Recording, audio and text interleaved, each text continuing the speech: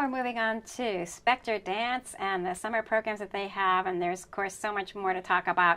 And I'm here with Fran Spector-Atkins, and she is just an amazing, amazing choreographer, arts administrator, dancer. She does it all, especially over a long period of time, and then bi-coastal as well. So, Fran, we are so lucky to have you here today.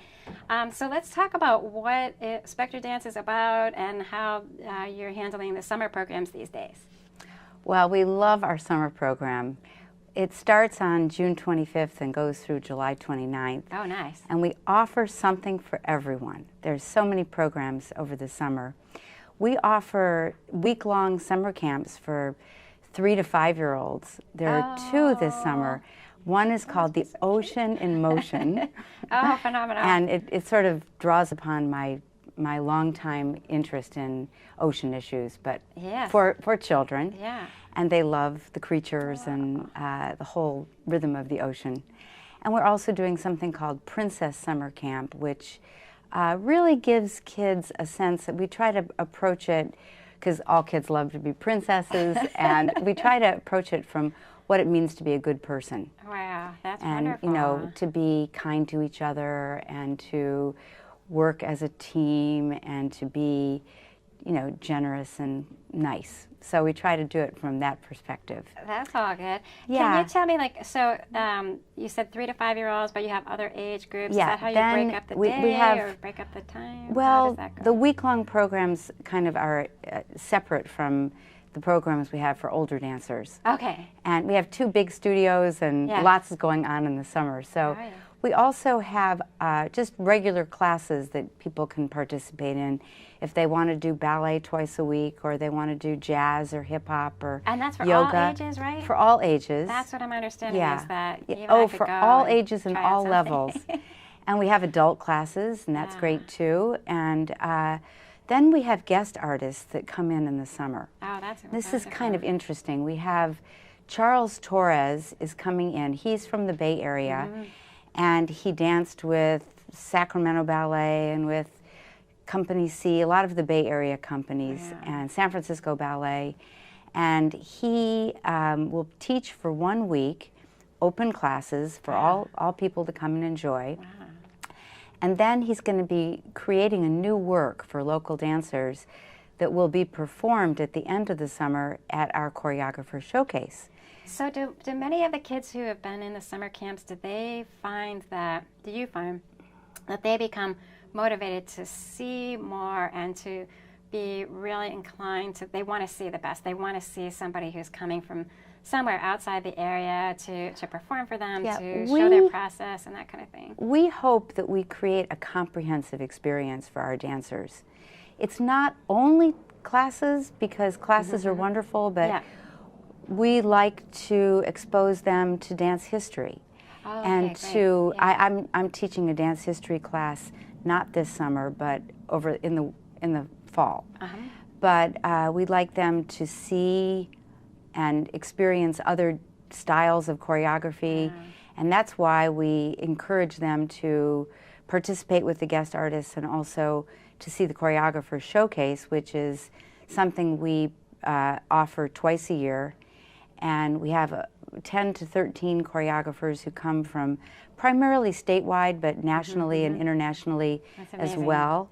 And we've been doing it, this is our 21st year of doing it. Well, you have such a beautiful space. Can you tell, for people who don't know, can you describe the space and where it is? It's so easy to get to in Marina. So I think that's a big part of the joy, and I'm sure a lot of families who come to the summer camps or see you at different places are shocked to find how big and spacious it is, how beautifully appointed it is with all kinds of things. Everything you need is all right there. Well, my husband and I built the studio in 2000. We opened in 2002. I was trying to remember. What year was that? That was so amazing. 17 or 18, almost 18 years ago. Already. Time goes too fast, but it is a beautiful space, and we have 2 state-of-the-art studios with marley floors and high ceilings. And one of the studios is also a performance venue, which we want to know that the community it's a community resource. And, you know, we hope that other people will take advantage of it and maybe for their own performances. We don't do too much of that because we're not set up really to, that's a whole nother level of organization that we hope to do in the future. Sure. But we do open the studio twice a year to other choreographers, and it is wonderful. So many people come and share their work, and it's so exciting and so diverse, and it's just a great chance for people. You never know what you're going to get, and people come to see what's happening in the larger dance centers at Spector-Dance, right here locally. Yeah. And it's sort of exciting to me that we've just started a year ago the Sadie Rose residency program. And we're providing opportunities for artists to utilize rehearsal space for 1 week at Spector-Dance. They stay with a local family. Oh, wow. And then Sadie Rose is named after my grandmothers, Sadie and Rose, who were both immigrants and who really didn't even speak English. And when I think about what they sacrificed in order for me 2 generations later to have this beautiful space, I'm really, I'm passionate about providing and nurturing the future generations of artists who we can offer our space to these future generations. That's beautiful. And because I imagine it's in part because you have so many different things happening throughout the year that you've been able to create such a place that people wouldn't normally expect as a summer camp and just like in somebody's neighborhood or something. This is really, really a very professional setting. And I think for a lot of kids to have exposure to that is a real eye-opener and helps to bring that excitement to their own efforts.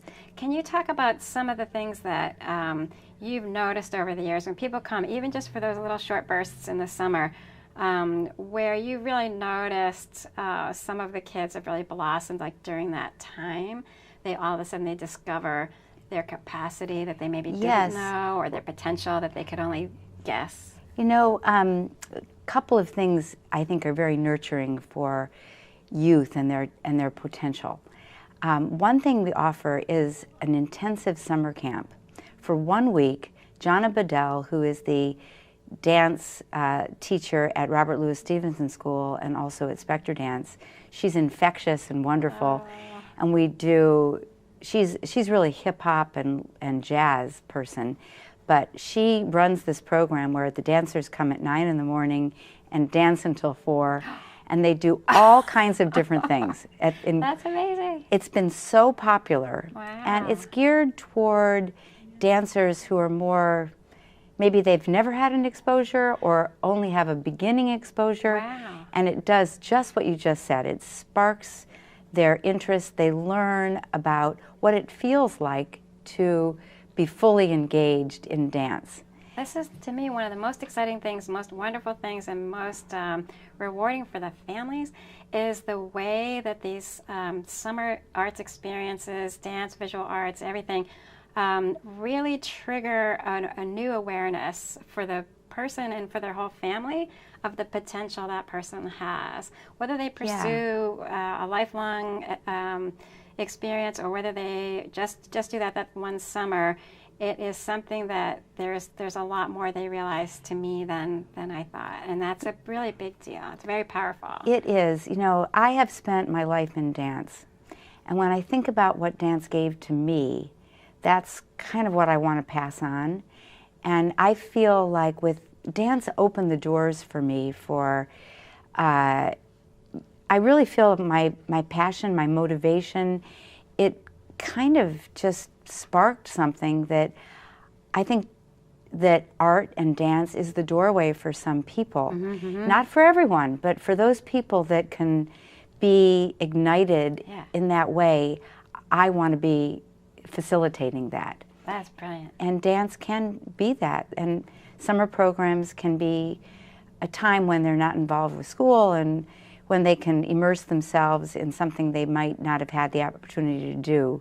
And one of the things that we're learning, the neuroscientists are learning more and more, is how interconnected all of that is. So luckily we seem to be moving past the No Child Left Behind days when really the curriculum was so narrow that there wasn't time for, at least in the public school system, for dance, for music, for visual arts and whatnot. And so that's a real blessing. But nevertheless, there's still an emphasis on using a particular process in your brain that is much more academic oriented.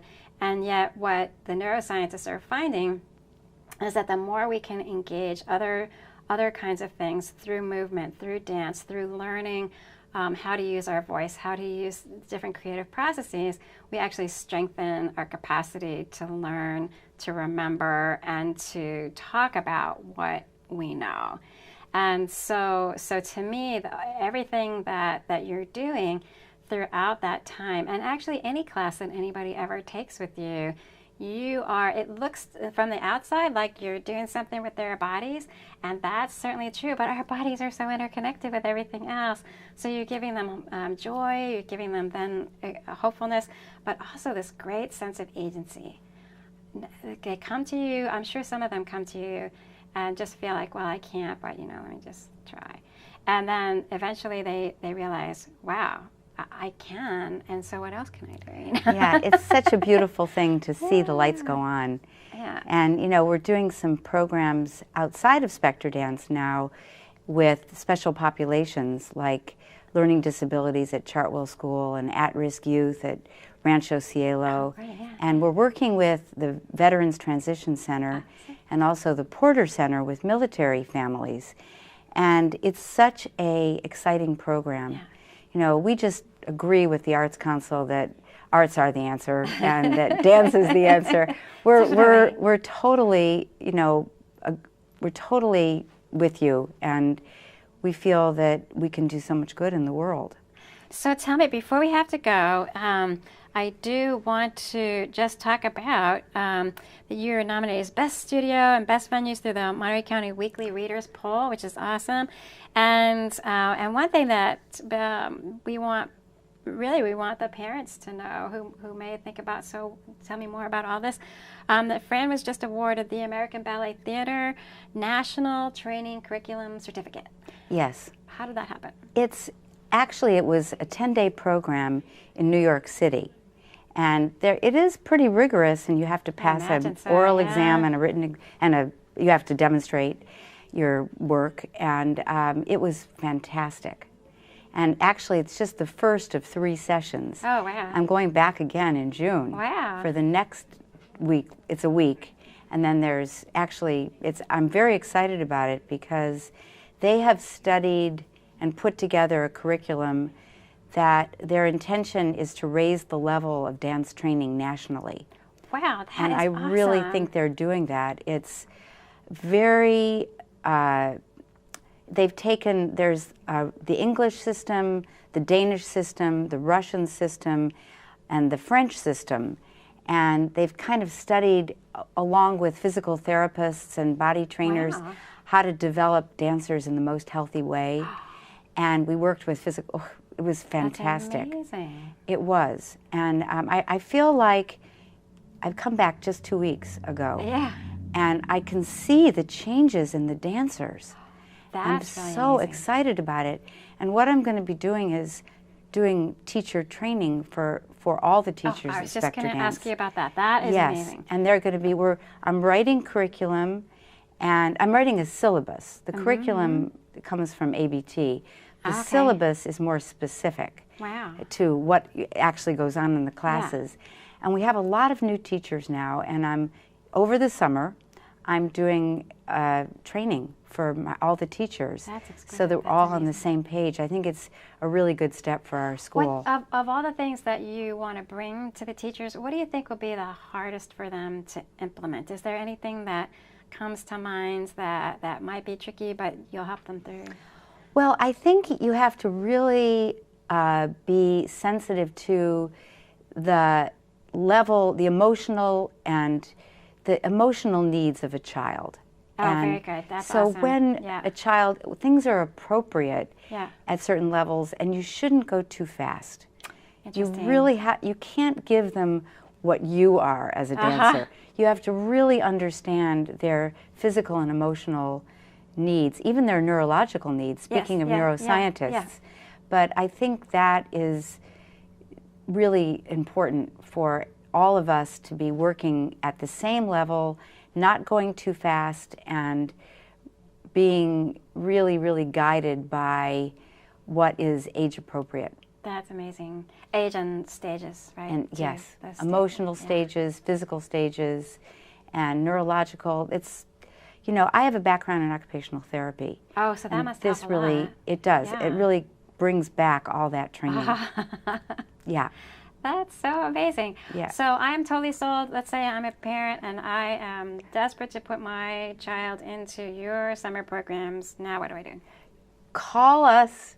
Look at our webpage. We can find something wonderful that will fill what you're looking for. And if I have just a week, does that work? Absolutely. What if I need to fill for 5 weeks? No, we have 5 weeks. You do? We have 5 weeks. We have, you know, we basically. And remind me the ages. Oh, starting at 3 and going all the way up through adult. Isn't that great? And, you know, I didn't say that. I'll take my vacation there. It sounds good to me. Yes, better and better every minute. We love that. We love that. Anyway, there's way too much to say in a short interview, but we're so happy to make ourselves available to you and also to the whole community. Thank you, Fran. Thank it's just been delightful to talk with you, and I'm just so in awe of what you've created over that since 2002. It's really, really great. Thank you. Thank you so much, Paulette. Thanks. Good.